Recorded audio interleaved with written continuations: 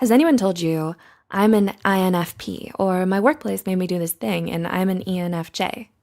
Did you know what they were talking about? Well, if you've heard any acronym like INFP or INFJ, then you've probably heard of the Myers-Briggs Type Inventory, also called MBTI. This is a well-known commonly used personality test based on Jung's theory of personality. It uses a combination of 4 different dimensions being introversion versus extroversion, intuition versus sense, thinking versus feeling, and perceiving versus judging. 2 of the rarest combinations are INFP and INFJ, with the N being intuition. They have plenty in common being intelligent, creative, idealistic, and so on. The similarities are so close that they're often mixed up with each other. If you've taken the test and are confused, or even just wondering whether you're an INFP or an INFJ, then you're not alone. Before we begin, we would like to make a disclaimer that this video is based on the Myers-Briggs Type Inventory, which is just a theory and has personality types that are just rough tendencies rather than strict classifications. With that being said, let's look at 5 of the most important differences that can help you tell these 2 personality types apart. 1. Analytical versus artistic thinking. First and foremost, one of the easiest ways to tell apart an INFJ from an INFP is finding out how they generally deal with information. INFJs use introverted intuition, thinking in terms of patterns and connections. Basically, they look outside in. They see the big picture, thinking about the purpose and meaning of it all, like observing a forest and looking at how parts work together within it. INFPs go with introverted feeling, being guided through emotion.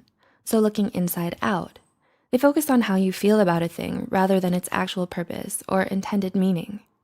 Their focus is on individual experience, trying to organize everything according to their own ideals and values.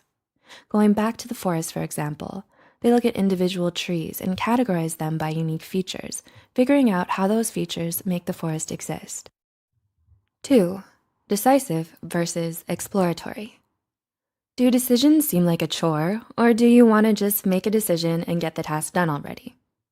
INFJs want to and try to reach a decision efficiently.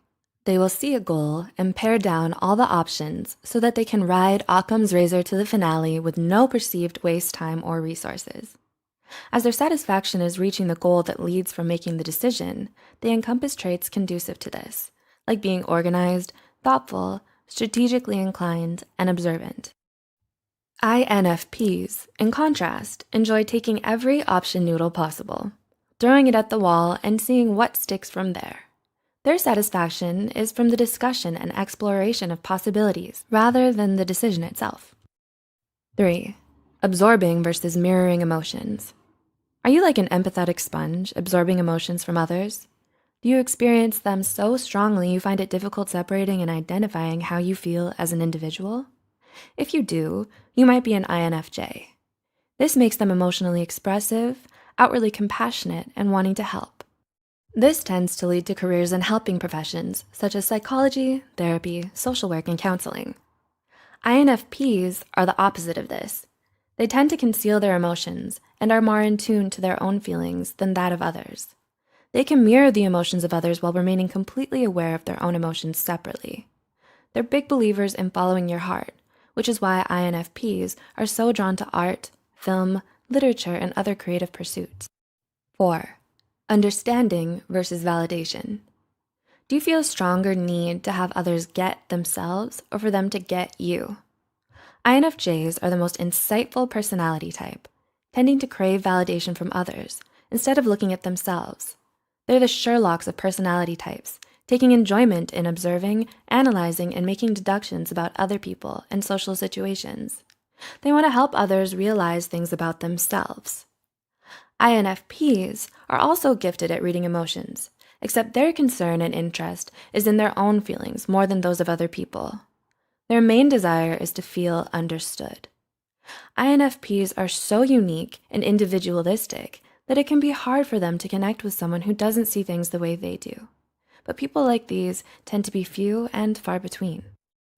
5. Internal control versus external control.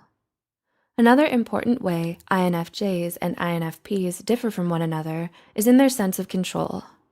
How are you with plans? How about when someone changes the plans or doesn't want to go along with yours? How do you react? INFJs give the impression of being neater, tidier, and put together. They are orderly and on time, finding comfort in having a plan for just about everything.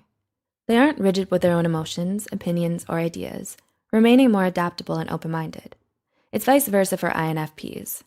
They seem easygoing, spontaneous, and laid back at first blush.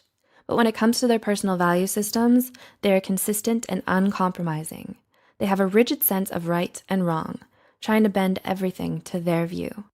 Now that you have some pointers on how to tell these two personality types apart, which do you think you lean more towards, INFP or INFJ?